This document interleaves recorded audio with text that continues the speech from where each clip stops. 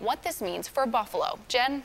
Well, Kellen, the $100 million Upstate Distressed Schools Fund could be tapped into by those districts that can prove a dire need for it, which includes Buffalo Public Schools. We spoke to local school leaders and lawmakers today. They're optimistic with the measure, but are concerned that it could come with strings. A new safety net for New York's failing schools could give those in the Queen City a much-needed boost. Governor Cuomo introduced the Upstate Distressed Schools Fund in Yonkers Sunday. It's one of the state's 5 upstate school districts, which also include Buffalo, Albany, Syracuse, and Rochester. Yonkers is sitting on a $28 million deficit.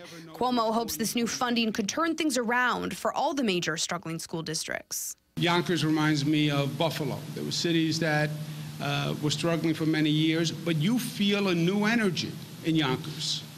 There's a different feeling. There's more hope. Buffalo School Board member Carl Palladino thinks the governor is finally seeing the scope of the problem, and more funding could play an important role in turning things around. Buffalo is so bad, with 46 out of 58 schools failing, that it's really a recognition that these urban school districts can't repair themselves while they're controlled by the unions like they are. But Senator Mark Panepinto is hesitant.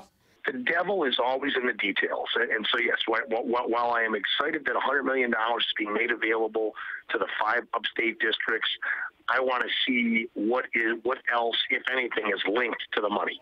One concern, he says, is that the funding will be tied to the Education Investment Tax Credit, which would give millions in tax breaks to the very wealthy.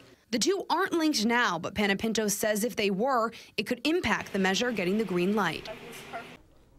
Now, the fate of this new funding package will be decided soon, as there are only a few days left in New York's legislative session. Tonight, coming up at 6:30, hear more from Senator Panepinto about what this money could do right for Buffalo and what details he thinks could stop it from moving forward. Reporting live in the newsroom, Jen Shantz, News 4 at 6. Thank you.